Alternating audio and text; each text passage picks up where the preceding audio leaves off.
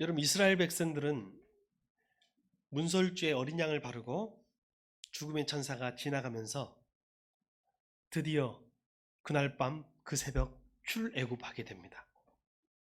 출애굽한 백성들은 사실은 오합지졸이었어요.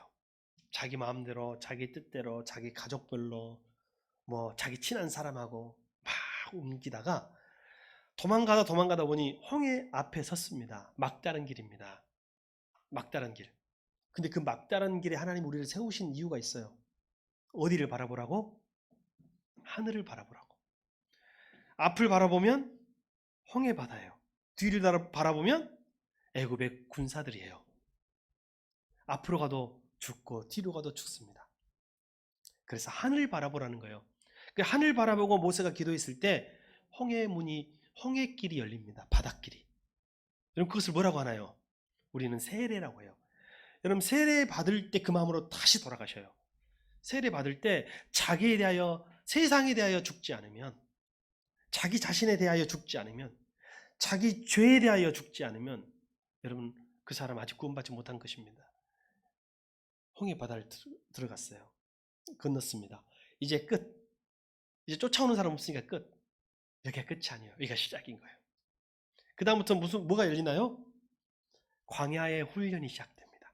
왜냐하면 이제 이스라엘은요, 모세의 이게 인도받기 전, 출애굽받기 전에는 애굽의 종이고 왕 바로의 종이었어요. 바로 왕의 종이었어요. 노예였어요. 이제는 하나님의 백성이요, 하나님의 상속자요, 하나님과 함께 하나님의 나라를 통치하고 다스릴 능력 있는 사람이 되어야 하기 때문에 그들을 훈련시키는 훈련의 장으로 들어가는 거예요. 그것이 광야 훈련이에요. 때로는 목마름, 때로는 배고픔, 때로는 질병, 때로는 사람으로 하나님은 우리를 훈련하셔요. 그리고 그 광야에서 훈련하시다가 이제 그 훈련과 함께 이제 하나님이 어느 정도 훈련을 통해서, 그 훈련의 목적은 뭐냐면요, 뭐예요? 배고플 때 먹을 것을 바라보지 말고, 땅의 떡을 바라보지 말고 무엇을 바라봐라? 하늘을 바라보라. 이게 훈련의 내용이에요. 그리고 네 안에, 애굽의 것으로 가득 차 있는 내 안에 그리스도로 충만히 채워라. 그리스도의 떡, 하늘의 떡, 하나님이 주신 떡, 그리스도로 내 안을 가득 채워라. 목마를 때 성령으로 내 안을 가득 채워라. 이게 광야 훈련의 목표예요. 여러분 안에 지금 아직도 애굽의 것이 있나요? 아직도 여러분의 욕심 있나요? 하나님의 것으로, 오늘 하나님의 말씀으로, 그리스도로 충만하시기 바랍니다. 거기서 그 훈련이 된 이들을 하나님이 그 다음 훈련의 장소로 인도하셨는데 그것이 시내 산이에요. 시내 산에서는 이제부터는 말씀 훈련이 시작됩니다. 말씀 훈련이 시작돼요. 그 시내 산 아래 이스라엘 백성들은 진을 쳤고, 모세는 지도자들을 세워가지고, 그렇죠, 지도자들은 세워서 산 중턱에 세우고, 백성들은 맨 아래, 지도자들은 산 중턱에, 자기 자신은 꼭대기에 올라가서 하나님을 대면하지 않습니까? 그리고 하나님이 그에게 말씀을 주십니다. 그것이 오늘 주신 그 계명의 말씀이에요. 그러면 한번 봅시다. 오늘 말씀 첫 번째 말씀인데 그 말씀을 한번 우리가 봐야 할 거예요. 그러면 왜 하나님이 우리에게 이스라엘 백성을 시내 산으로 인도해 가지고 계명을 주셨을까요? 그 전에 주실 수도 있잖아요. 애굽에서 주실 수도 있잖아요. 홍해 앞에서 주실 수도 있잖아요. 홍해 건넌 다음에도 주실 수 있잖아요. 오늘 하나님이 진짜 원하는 건 뭐냐면, 여러분, 이제 어느 정도 이게 계약 관계, 언약 관계는 계약이라고 했잖아요. 이게 어느 정도 수준이 돼야 계약을 맺는 거예요. 여러분, 정말 거짓말쟁이, 아무리 내가 봐도 정말 거짓말쟁이하고 사기꾼하고 100억 계약서 없이 그 사람하고 어떤 공증 없이 지금 맺을 수 있는 사람, 월세만 지금 그 떼껴도, 그렇죠, 또는 전셋값만 어떻게 날려도 사람이 죽네 사네 하는 것이 세상 아닙니까? 그래서 하나님하고 인간하고 이 나름의 언약 관계를 맺으려면 수준을 높여야 되는 거예요. 수준을. 그래서 그 수준을 높이기 위한 것이 광야 훈련이기도 했어요. 근데 이제 하나님이요, 뭘 보여주고 싶냐면 하나님의 마음을 열어서 보여주고 싶은 거예요. 그래서 시내산에서 지금 하나님의 마음을 보여줍니다. 내가 어떤 사람인 줄 아니? 자, 여러분 혹시 그냥 만났는데 마음에 드네, 내 스타일이야, 결혼하겠어 해가지고 결혼을 할 사람 앞으로, 만약에 여러분 자녀가 엄마 딱 오늘 봤는데 지나가다가 오늘 내 이상형을 만났어, 엄마 내 스타일이야, 오늘 결혼할래, 그럼 여러분 허락하실 부모님 손. 네가 결혼하는 거지 내가 결혼하냐? 허락하실 분. 그럼 나는 못한다, 딱 봤는데 딱 내 스타일입니다, 허락해주세요, 나는 그때 그것만큼 갖고는 안 된다, 나는 허락 못한다, 손. 뭐가 필요합니까? 검증해야 된대. 어떻게 검증할래요? 먼저 두 사람이 만나봐야지. 여러분 너무 이성교제 하지 말라고 막 하지 마세요. 나는 많이 만나보고 많이 헤어져보는 것도 중요하다고 생각해요. 가벼운 만남을 여러 번 하세요. 진지한 만남은 한 번이나 두 번 하면 돼. 가벼운 만남은 여러 번 만나요. 친구도 좋아요. 여사친, 남자친도 괜찮아요. 그래야 사람에 대해서 알아요. 근데 만약에 정 모르는 남녀가 만난다면, 먼저 요즘 소개팅 형식으로 하더라고요. 요즘에 중매란 말 안 해요. 중매가, 옛날에 중매쟁이가 나오지만 중매쟁이 없이 자기들끼리 SNS로 만나요. 요즘에는 연락처 주면 먼저 다 그 사진 먼저 보고 인스타 같은 데 들어가 보고 쫙 만나지 않습니까? 만나면 뭘 봐요? 그 사람이 올린 사진을 쫙 봐요. 거기서 뭘 캐치해요? 여러분 혹시 나중에 알려주세요. 남자들이 어떤 여자를 소개팅할 때 그러냐면요, 비싼 명품 막 찍어서 올리는 여자들, 그리고 막 먹을 것만 잔뜩 찍어서 올린 여자들은 요즘에 20대 말고 3, 40대 결혼 정년기에 있는 남성들은 그런 여자를 거른답니다.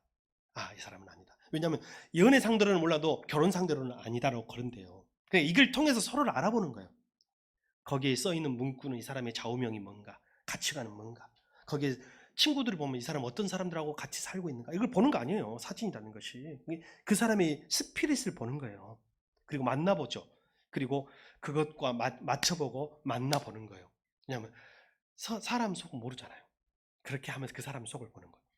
근데 정확히 잘 속이는 사람도 있겠지만 그렇게 이렇게 알아가 보면서 나중에 어디까지 가요? 상견례까지 가잖아요. 상견례는 뭐예요? 누구를 보겠다는 거예요?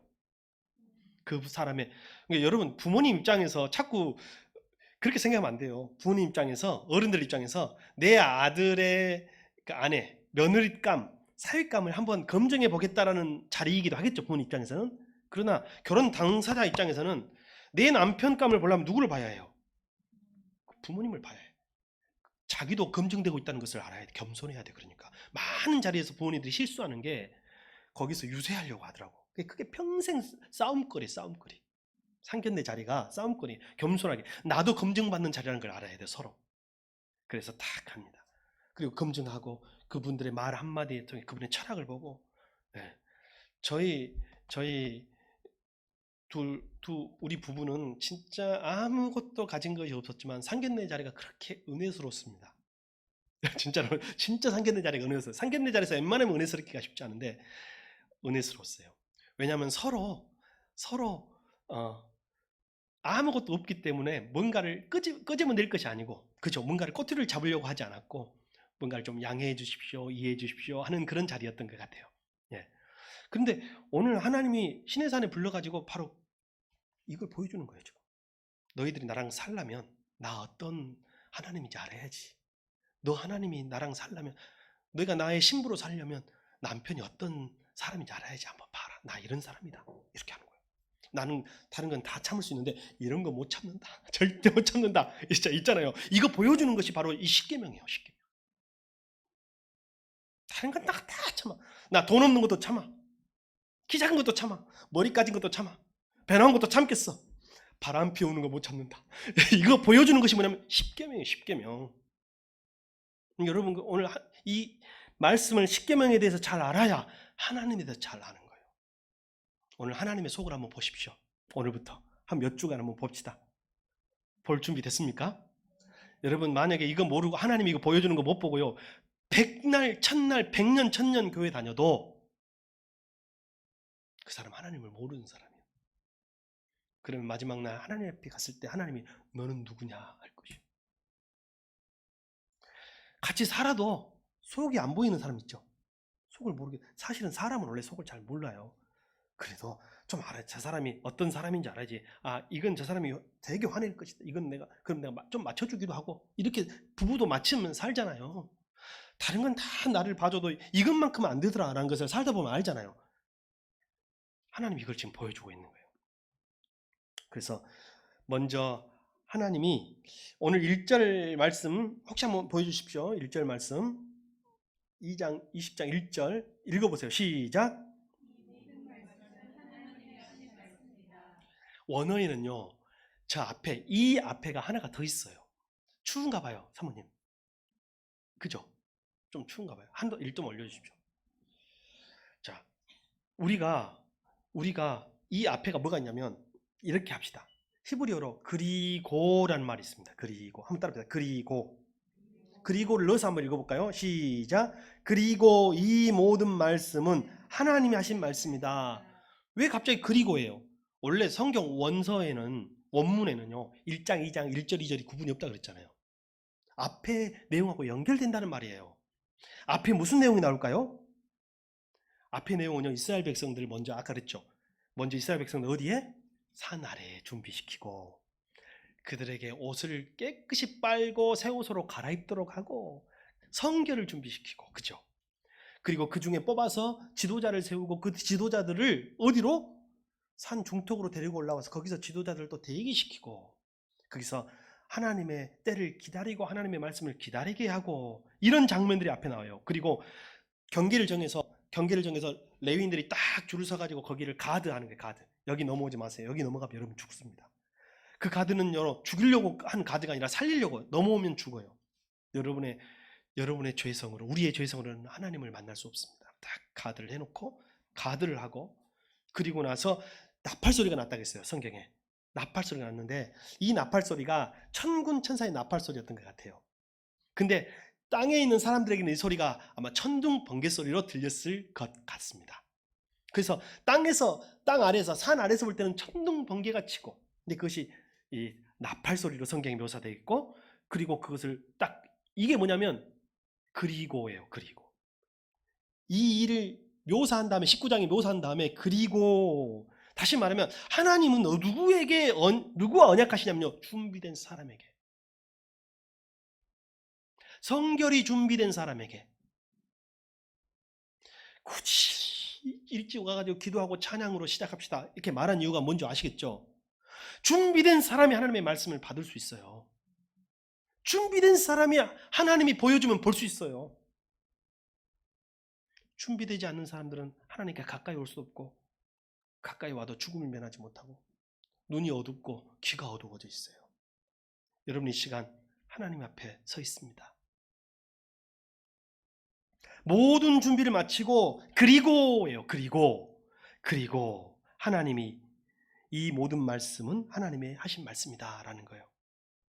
모든 준비를 마치자, 백성들이, 모세가, 이스라엘이 모든 준비를 마치자 그리고 말씀을 시작하셨다는 뜻입니다.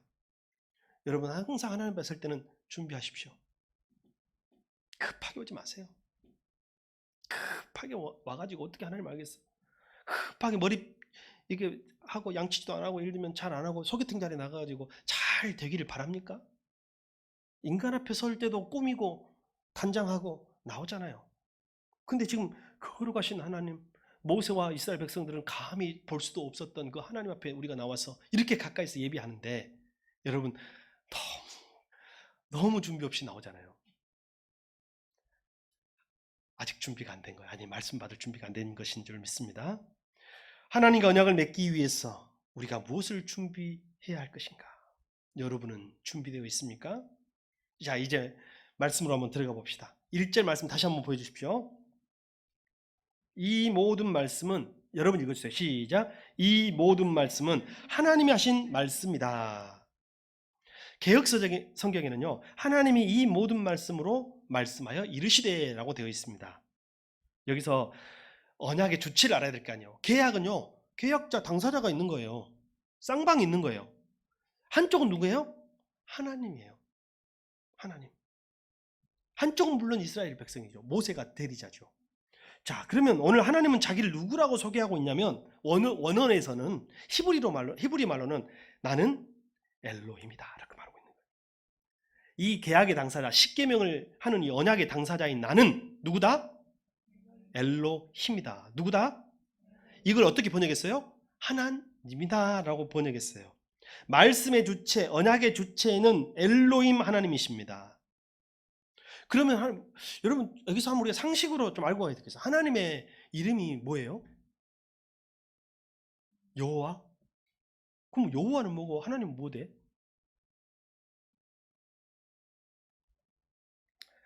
이렇게 생각하면 됩니다. 엘로힘 할 때 그 엘이란 말이 여러분 우리가 우리말로 사전적 의미로 보통 명사가 있고 고유 명사가 있죠.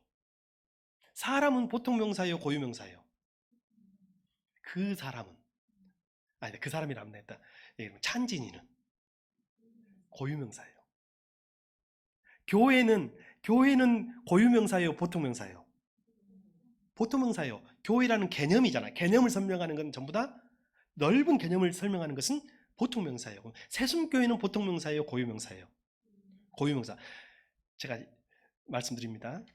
우리 교회가 개척할 당시에는 우리나라에 새순교회가 하나도 없었어요. 우리 교회밖에 없었어요. 지금 보니까 여러 개가 생겼더라고요. 보니까 새순 이비인후과도 생겼더라고. 예. 참 우리가 알아야 될 것이 하나님의 이름 할 때 하나님이라는 엘로힘은요 고유 명사일까요? 보통 명사일까요? 당시에 그 고대 중동 언어의 보통 명사에 해당합니다. 한자로 말하면 신이에요. 신. 하나님 신자. 그러니까 예를 들면 사우디아라비아 사람도 엘이라고 부르고 이스라엘 사람도 엘이라고 부르는 거예요. 근데 이제 사투리가 다르니까 사우디아라비아 사람 뭐라고 불러요? 알이라고 불러요. 알. 그래서 여러분 알라 있죠, 알라. 그 알라가 엘이하고 똑같은 말이에요. 그 언어권에서는 사우디아라비아도 아랍도 셈족이에요, 셈족. 그러니까 언어가 계통이 같아. 그러니까 그 엘이란 말하고 알이란 말은 어원이 같아요. 무슨 말인지 알겠죠? 그러니까 그것만 갖고 그거는 보통 명사에 해당되는 거예요. 근데 하나님이 오늘 나를 여호와라고 소개하고 있어요. 엘로힘이라고 소개하고 있어요. 이게 왜 그럴까요? 분명히 모세에게 하나님은 나는 여호와다.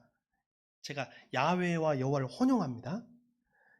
사실은 엄밀히 따지면 여호와는 틀린 것은 아니지만 맞다고도 할 수가 없어요. 야훼가 더 맞는 표현이긴 해요. 근데 우리가 그 틀린 표현 아니긴 같이 혼용하는 거예요. 나는 야훼다. 나는 여호와다 라고 하나님이 자기를 계시했잖아요. 모세에게.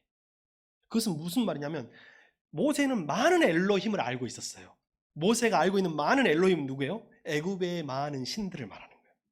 모세는 많은 엘로힘을 알고 있었어. 애굽의 물의 신, 나일강의 신, 개구리 신, 태양 신, 파리 신, 질병의 신 이런 것들을 다 알고 있었잖아요. 그렇잖아요. 근데 나는 그들과 그 엘로힘과는 다른 여호와다, 야훼다라고 말한 것이 자기를 계시한 거라면 오늘은 반대로 지금 나는 누구다? 하나님이 말씀하셨다라고 말하는 거예요. 왜 굳이 오늘 이 1절에서 하나님은 야훼라는 모세에게 가르쳐 주신 하나님의 특별하신 이름을 말씀해 주시지 않고 모든 사람들이 알만한 신이라는 엘로힘의 의미를 사용하고 있을까요? 이 십계명이 야훼 이름을 알고 있는 모세와 이스라엘에게만 주신 말씀이 아니다라는 말이에요. 만 백성에게, 모든 백성에게 하신 말씀이다라는 뜻입니다. 그러면 우리도 거기에 포함될까요? 안 될까요? 되지요. 자신 있게 말씀하십시오. 우리도 포함될까요? 안 될까요? 됩니다. 바로 우리에게도 하신 말씀이라는 것을 깨달아야 돼요. 그래서 사실 십계명에 있는 조항은요, 거의 모든 문명권에서 어떤 종교에서도 대부분 사용할 수 있는 보편적인 계명에 가깝습니다. 그래서 오늘 우리는 깨달아야 합니다. 제한적으로 오늘 이 계명이 이스라엘만을 위함이 아니라 온 세계 모든 인류를 위한 하나님의 거룩한 명령이요, 바로 그 명령은 오늘 나에게 주신 하나님의 명령인 것을 알아야 합니다. 이 계명이 3,500년 전 이스라엘에게만, 모세에게만 주신 것이 아니라 바로 오늘 이 자리에 있는 나에게, 우리에게 주신 거룩한 명령임을 믿습니다. 자, 그러면 오늘 우리가 하나 알았어요. 하나님에 대해서 알았어요. 그죠? 하나님. 그럼 또 하나 봅시다. 2절 한번 봅시다. 2절 보여주세요. 같이 읽어봅시다. 시작.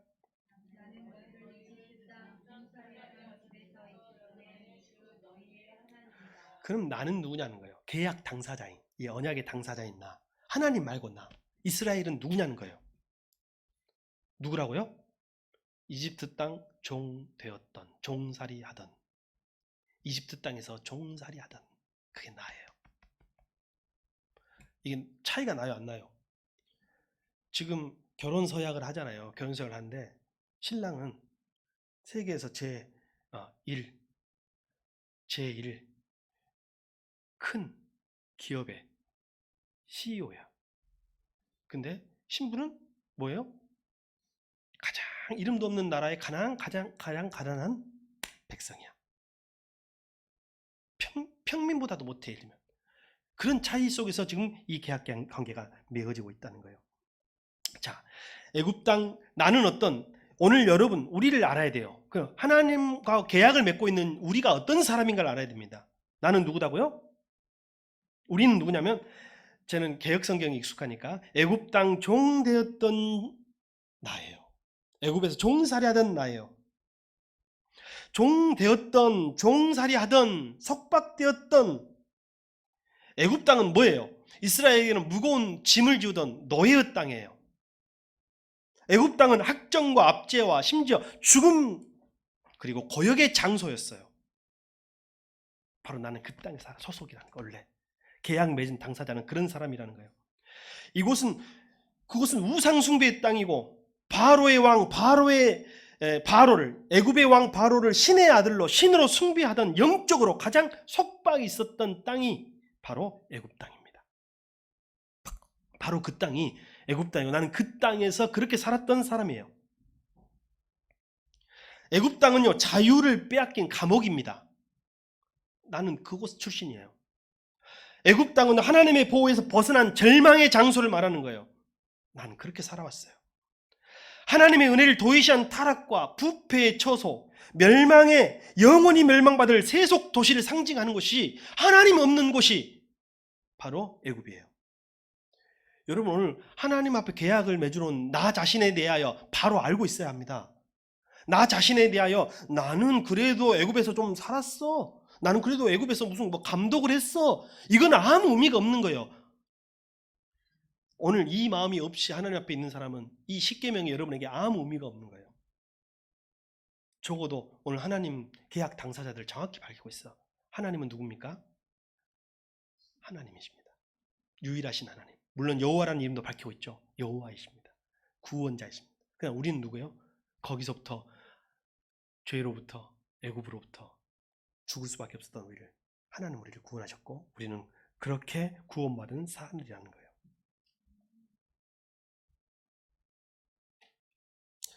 그곳에서, 애굽 땅에서 그곳에는 생명과 진정한 희락, 그리고 영원한 평안과 안식이 결코 없는 곳입니다.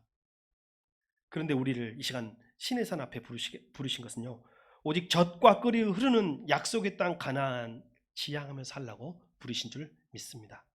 이것이 십계명에 주신 그 목표예요. 목표. 하나님 우리에게 십계명을 주신 목표, 우리가 이 신의 산 언약을 맺으신 하나님의 특별하신 은혜가 바로 여기 있다는 거예요. 그러면 이제 제1계명의 뜻을 살펴보겠습니다. 제1계명 다시 한번 봅시다. 자, 3절 시작. 너는 내 앞에서 다른 신들을 섬기지 못한다. 너는 내 앞에서 다른 신들을 섬기지 못한다.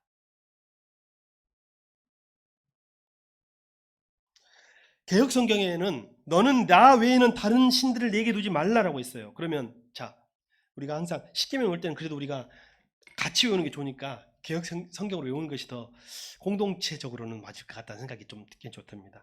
너는 나 외에는 다른 신을 내게 두지 말라 할 때, 나 외에는 이란 말이 무슨 말일까요? 나 외에는. 세번역 성경은 어느 정도 언어의 의미를 잘 살렸습니다. 뭐라고 했어요? 내 앞에서라고 번역했죠. 세번역은. 나 외에는, 이게 직역하면요, 내 얼굴 앞에서예요. 내 얼굴 앞에서, 내 면전에서, 내 앞에서. 이 말을 의역하면요, 나보다 더 우선하여 라는 뜻이 됩니다.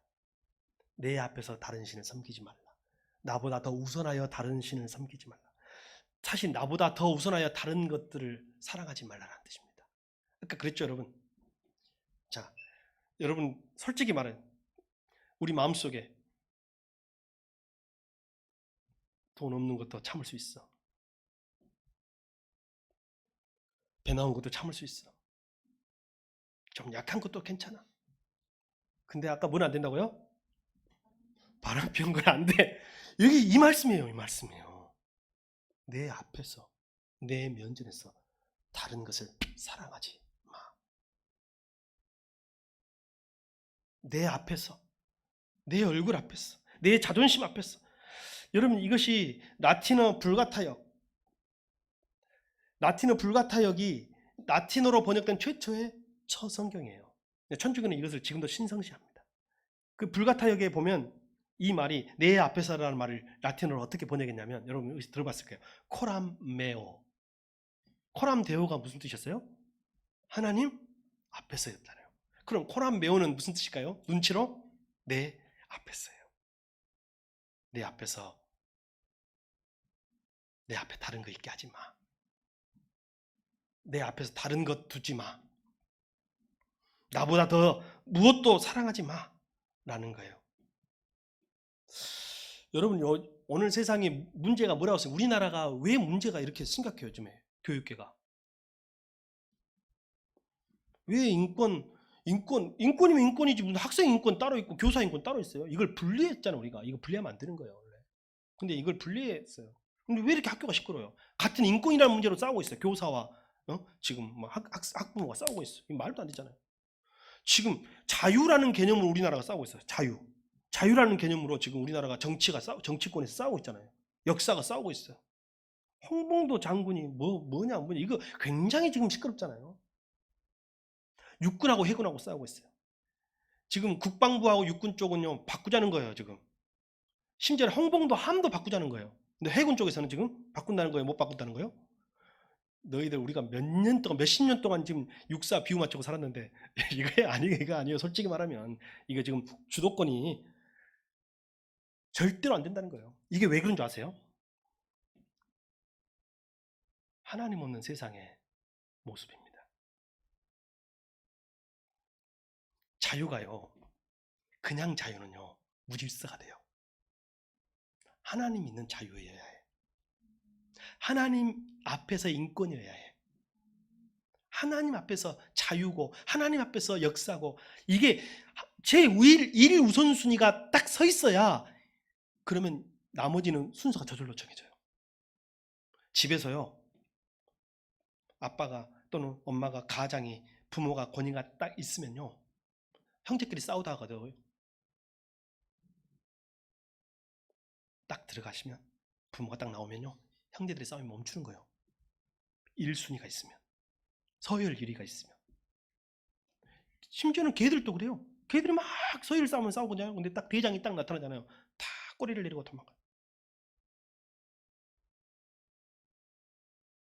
근데 만약에 어떤 콩가루라고 하죠. 콩가루. 형제가 싸우고 있어. 부모가 싸움 말리다가 같이 3명 같이 싸우고. 이건 콩가루 하는 거죠. 이거 우선순위가 없는 거예요. 이거 자유입니까? 지금 안타깝게도 신이 사라진 세계 아닙니까? 세속화된 세계, 이 세계가. 세속화된 세계, 역사에 자유라는 이름으로 자유를 추구할 수밖에 없지만, 절대 우선순위가 없는 자유는요, 전쟁이에요. 전쟁, 싸움이고. 여러분 인생도 마찬가지입니다. 여러분 인생의 우선순위를 지금 확실히 정하지 않으면, 오늘 하나님 앞에, 이 신의 상 계약 앞에, 이 10계명 앞에, 여러분 제1계명 이걸 확실하게 두지 않으면 여러분 인생은 계속 뒤죽박죽이에요. 앞으로 살아가면서 계속 마찬가지입니다. 급한 불 끄고 다니는 것이 여러분 인생이에요. 앞으로. 근데요, 만약에 그렇지 않으면 예배자로서 이걸 딱 지키고 살게 되는 거죠. 그러면 그거 아래 질서가 다 없어지는 거예요. 허든슨 테일러가요, 그 집안이 선교사 집안이 됐어요. 허든슨 테일러는 중국 선교의 아버지거든요. 그의 아들, 그의 아내 전부 다 선교를 같이 합니다. 근데 그의 손자가요, 말레이시아, 손자도 선교사로 키우려고 말레이시아에 이제 학교를 유학을 어린 나이에 보내가지고 거기에서 이제 기숙학교에서 공부를 해요. 10대 때. 근데 그때가 2차 대전이 나가지고 일본군이 말레이시아를 점령합니다. 그리고 포로로 허슨 텔러 손자를 잡아가요. 그리고 잡혀갔다는 소식이 이제 전해집니다. 근데 몇 년 동안 볼 길이 없어요. 그죠? 근데 허슨 텔러와 그의 아내, 그의 아들, 그러니까 잃어버린 포로로 잡혀간 아이의 아버지죠, 선교사에게 매진하는 거예요. 몇 년 동안. 그리고 전쟁이 끝나고 만났어요. 참 놀라운 것은 그 동안에, 전쟁이 있는 그 몇 년 동안에도 허드슨 테일러와 그의 가족, 그리고 그들은 중국에서 선교를 열심히 했고, 잡혀간 10대 아들은 수용소에서 복음을 전하는 삶을 살았던 거예요. 근데 사람들이 물어봐요.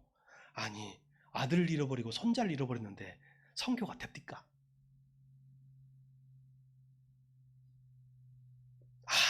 아무 일 없는 것처럼 어떻게 그렇게 열심히 선교할 수 있어요? 물어봐요. 근데 허슨 테일러가 말하는 게 아니라 미세스 테일러가 이야기합니다. 그의 아내가.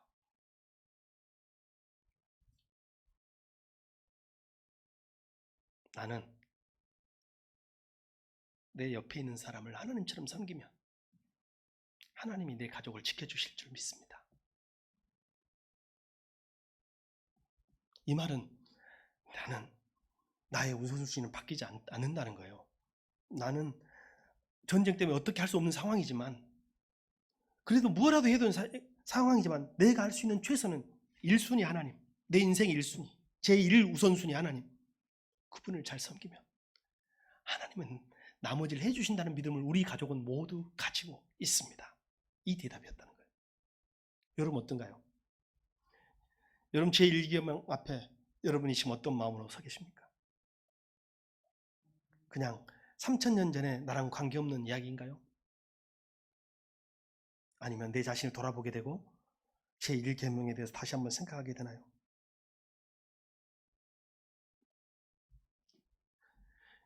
얼마 전에 저희 그 신학교 가장 어린 나이에 20살 때 만났던 그 동기들 모임이 있었어요. 근데 시골교회 부임한 동기가 있어가지고 그 교회에 이제 가서 모임을 했습니다. 예, 구례입니다, 구례. 그래서 고난이 많았던 목사님이십니다. 고난이, 아픔이 많았던 목사님이에요. 그래서 우리가 가가지고 축복해 주는데, 설교를 그 교회에서 하면 그 교회 목사님이 하시거든요. 모임 예배를 드리면. 우리 교회는 100년이 넘은 교회이지만 할머니들만 계십니다 라고 이렇게 설교를 시작해요. 우리 교회는 그게 이제 섬진강 가까운 데다 식당 하시는 분이 많대요. 그러니까 오후에 식당을 해야 되니까 10시 반에 예배를 드린대, 주일 예배를. 우리도 10시 반에 드리면 좋겠습니까 혹시? 10시 반에 예배를 드리니까 10시 반에 예배를 드리는데, 10시 반에 드리자고 해가지고 10시 반에 드리기로 했는데, 성도들이 9시 반부터 앉아가지고 다 기다리고 있다는 거죠. 목사님 부임해가지고 목사님은 이제 10시 반에 맞춰서 예배를 준비하고 있는데 성도들이 9시 반이면 다 와가지고 앉아있대. 가지고 와가지고 잡담하고 잘 있었어? 하면서 막 뭐 무슨 떡 하면서 막 이야기하고 있는 거예요. 목사님 이래갖고 안 되겠다 해가지고 우리 교회 와가지고 잡담하고 있으면 안 되겠다 해서 찬송하자고 해가지고 9시 40분부터 찬송을 불렀대요. 그냥 9시 반부터 찬송을 부르면 여러분 찬송을 몇 분을 부르는 거예요? 거의 1시간 찬송을 부르는 거예요. 근데 목사님 너무 힘들었대. 처음에 내가 설교도 해야 되고 한데 1시간을 찬송을 하니까 너무너무 힘든데 놀라운 일이 일어나기 시작하더라는 거예요. 그 시골에 80대 할머니들만 많은 그 교회에 예배하기 위해 1시간 전에 모인 이들이 잡담하다가 찬송을 1시간을 부르는데 1시간을 찬송을 부르고 드리는 그 예배가 그 전하고 잡담하다 드리는 예배와 같겠습니까? 다르겠습니까? 예배가 달라지기 시작하는 거예요. 그 할머니들의 예배가 달라집니다. 그리고 할머니들이 변화되고 우리도 뭐 또 해봅시다. 시골 할머니들 뭐 하는 거 안 좋아해요. 힘이 없어서. 근데 우리도 해봅시다. 우리도 밥도 해먹읍시다. 우리도 뭐 또 해보고 우리도 섬겨도 봅시다. 이런 막 이야기들이 올라오는 거예요. 근데 우리가 하는 것은 예배밖에 없어요. 여러분, 제 1계명은 어찌 보면 우선순위에 대한 계명이라면 예배에 대한 계명 같습니다. 기도하겠습니다.